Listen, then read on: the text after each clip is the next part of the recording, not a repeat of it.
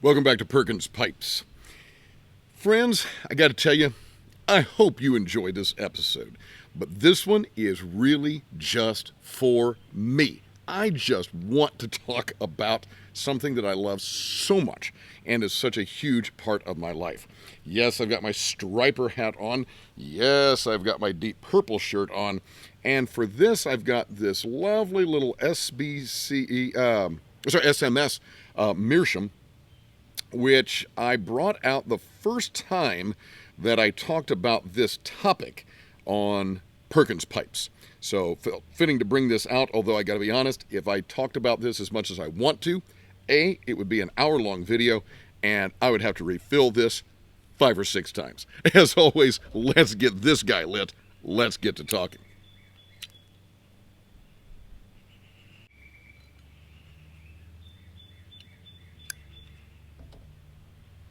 Now, if you've been watching this channel for any length of time, and I hope that you have, certainly invite you to subscribe to the channel. And you know what, I haven't mentioned this in a while, but I invite you, if you'd want to ever be on an episode with me, we record via Zoom for an episode of Brierside Chat. We can just sit and talk about whatever we want to talk about. Please shoot me an email, perkinspipes@gmail.com. Would love to have you on an episode of that as well.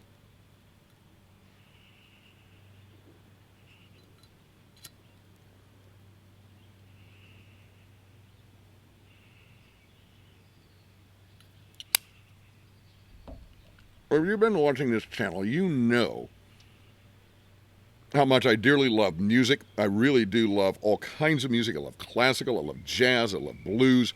My favorite truly is classic hard rock and metal, especially from the 70s and 80s.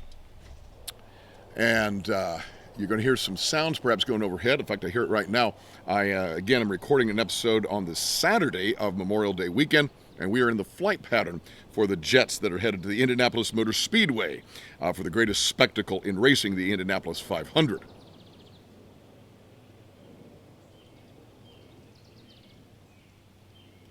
Today, I just want to talk you through my 4 favorite bands. Bar none. Have listened to their albums over and over and over and over again. Probably know just about every song on every album by heart. What can I say?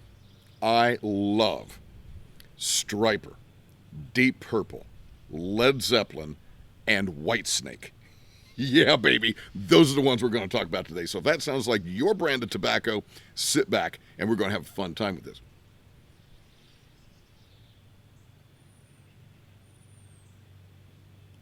Striper was actually the first. Is that right? Maybe. One of the early, really hard rock bands that I got into. Christian band, still recording today. Just phenomenal. They ask anybody who really knows. These guys have gotten better with age. Had platinum selling albums back in the 80s. MTV Darlings had some great videos there. But in recent years, oh my goodness, even tighter. Production is fantastic. Lead singer, band leader, Michael Sweet. His voice is extraordinary. Fantastic guitarist.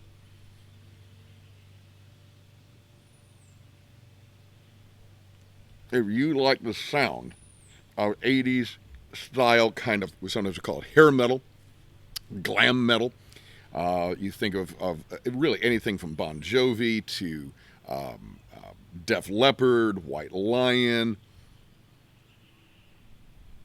Poison, Michael Sweet himself, heavily influenced by Eddie Van Halen.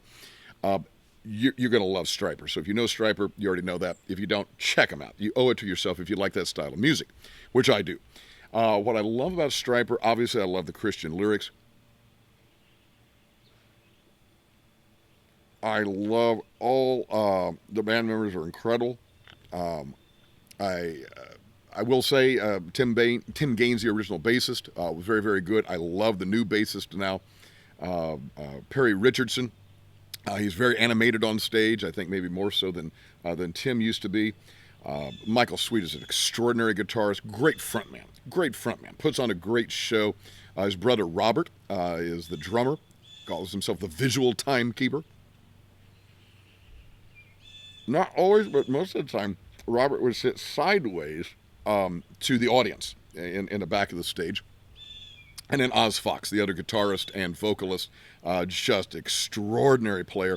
He and Michael Sweet, a lot of times you'll see these polls about twin guitarists, who are the two best guitarists together.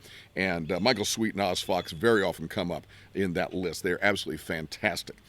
So just love them, seen them in concert many, many times. And had the opportunity to interview Michael several times and Oz Fox once when I was doing the Wildman and Steve Christian hard rock and heavy metal podcast. So truly favorites of mine. Now, while I do love other Christian rock, especially White Cross and Blood Good, the albums and bands I listen to the most, the other three are secular. And two of them very classic in the 60s, 70s era, and then one in the 70s, 80s era. So let's go back to the beginning. Let's talk about Led Zeppelin.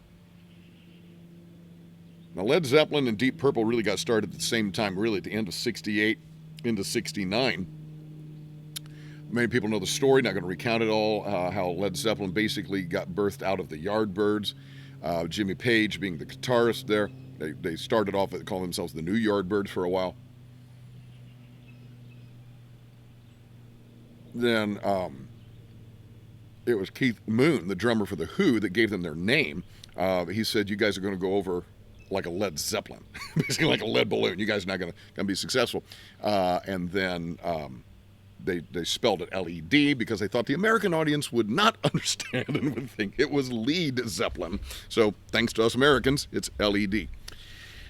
And you got Jimmy Page on guitar, Robert Plant's just otherworldly vocals. You've got John Paul Jones on bass and the classic John Bonham on drums. I love the early stuff. I love Led Zeppelin 1. Led Zeppelin 2 is probably my favorite Led Zeppelin album, although I absolutely adore Led Zeppelin 3, which is very kind of wispy and kind of in a British folk rock sound. I love Houses of the Holy as well. Of course, Led Zeppelin 4 was the iconic with Stairway to Heaven. My favorite probably on that one, though, is Going to California. Just love that one so much. Yes, I love, and I know for a lot of people, and I think even some of the members of Zeppelin as well, Physical Graffiti was their masterpiece. I think with songs like Kashmir. But I do. I like Physical Graffiti. It's not my favorite. I've already said what my favorite is. Then, of course, you had Presence. You had In Through the Outdoor. Those I didn't hit on as much. So the ones that I just know backwards and forwards are Led Zeppelin 1, 2, 3, 4, and Houses of the Holy.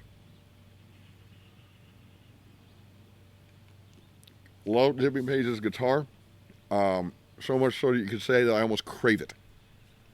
I've talked before, I think, about his solo on Heartbreaker on Led Zeppelin 2. I distinctly remember where I was the first time I heard that solo, and I thought it was the greatest thing I'd ever heard. I've certainly heard more complex guitar solos since then, but that will always have a place in my heart. In My Time of Dying, which is off of Physical Graffiti, but that slide guitar work of his, oh my goodness, I just love it. What can you say? John Paul Jones, so solid. Keeping the rhythm, and of course Bonzo, John Bonham on the drums, just such a heavy hitter on the skins there. But come on, baby, Robert Plant. This guy could scream. He could go quiet. He could shape notes and just the quintessential 70s era golden rock god frontman, right? The long golden hair and strutting around on stage, and it was just fantastic. And of course, he's had such an incredible solo career since then.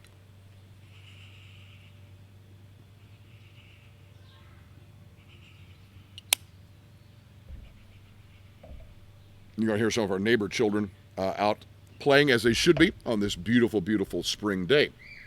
So, Zeppelin does it for me. Sometimes I need to get some lead for my head, and I'll just listen to the whole catalog straight through. Honestly, though, as much as I love Led Zeppelin, I would always, and have always said, that I am more of a Deep Purple guy.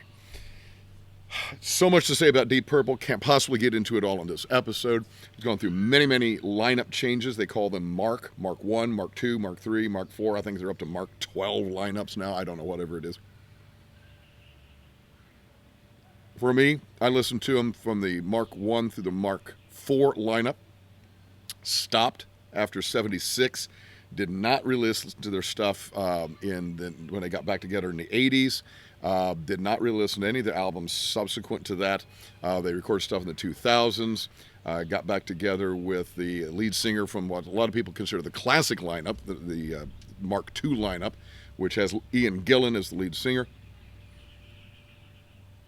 Listen to a song here or there until 2024, and their album Equals One.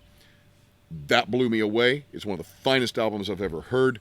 They got a new guitarist in, Simon McBride, who to me fit Deep Purple better than anybody since the original guitarist, Ritchie Blackmore. What I like about both Deep Purple and Led Zeppelin was their ability to change their style and experiment and do different things. You listen to the first 3 albums, the Mark I lineup of Deep Purple, with Nick Simper on bass, Rod Evans on vocals, Ritchie Blackmore on guitar, Ian Pace on drums, and John Lord on organ.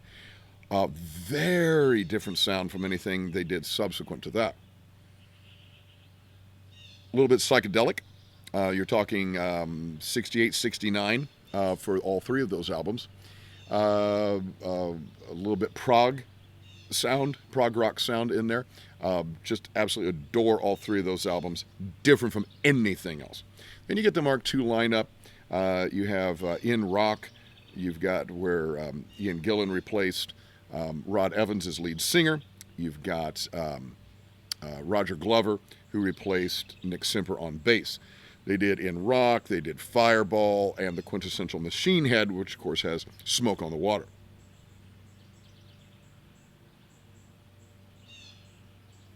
Then Glover and Gillan left, replaced by David Coverdale on vocals, and some people call him the voice of rock, Glenn Hughes on bass. He also sang. They did to me, and for a lot of people, one of the finest hard rock albums of the 70s, Deep Purple's Burn, from 1974, and then Stormbringer. Then Ritchie Blackmore left, and they brought in Tommy Bolin from the James Gang. Only recorded 1 album before Tommy Bolin died, and that was Come Taste the Band, and then that's where I basically stopped listening until 2024 with the Equals One album.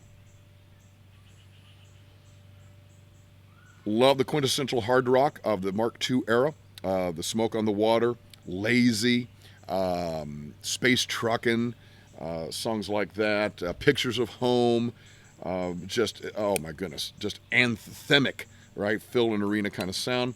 Then you get more back into the bluesy stuff with David Coverdale. And Burn and Mistreated, which then became staples of Ritchie Blackmore's next band, Rainbow, when he got Ronnie James Dio as the singer. And Ronnie James Dio's versions of Mistreated were outstanding, nearly or equally as good as David Coverdale's. But I love that. Got a little more funky. Definitely you heard Glenn Hughes like the funk, and you got a little more funk on Stormbringer. And then the Come Taste the Band was just outstanding with Tommy Bolin. Good, solid hard rock stuff there. And then it leads us to Whitesnake. You know, you're only thinking of Whitesnake. in terms of Still of the Night and Here I Go Again, the Big Hair 80s metal. You got to know that Whitesnake formed in 1978 after David Coverdale had left Deep Purple, and they from 78 until really the 87 album, so about 10 years there, they were a classic British hard rock, bluesy hard rock band.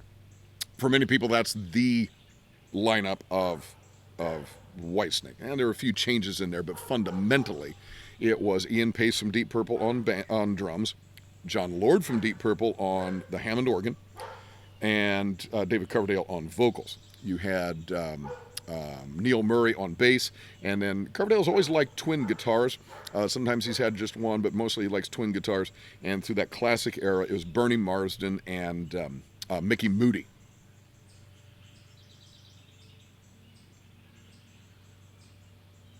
Such great albums. Golly, you just could go on and on. You've got Snakebite, Trouble, I'm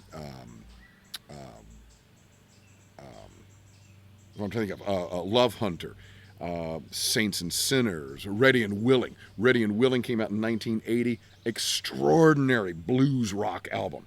If you like the sound of blues and rock together, go get Whitesnake's 1980 album, Ready and Willing. In fact, they've got a couple straight up blues numbers on there, but blues just infuses that whole album. That's really them at their peak. Then, like I say, Saints and Sinners, slide it in, and then they moved into the 80s era with the 87 self-titled album, went quintuple platinum with the big arena songs like Still of the Night, Here I Go Again. Then you had Slip of the Tongue that came after that, and then it continued to record. You had, and David Coverdale did a number of solo things as well, but you've got their album Good to Be Bad. Oh shoot, the one with the gold cover that I can't think of the title right now. I'm blanking. Can't remember. It's a good album. It's probably their absolute best. Their last album, Flesh and Blood, I thought was a very, very strong album. And I don't know, that one's what really lit the fuse for me.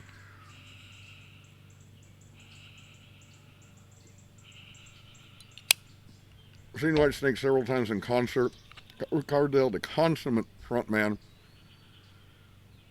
I do think he's become vulgar in his later years. He's being more comfortable using profanity from the stage and even in some of his stage apparel, which I don't like. I find that immature and unnecessary. What David Coverdale is one of my favorite vocalists of all time. So, folks, there it is. Stryper, Led Zeppelin, Deep Purple, and Whitesnake. I would love, if you've hung in with me this long, I would love to hear your thoughts on those particular bands. Do you know them? Do you like any of them?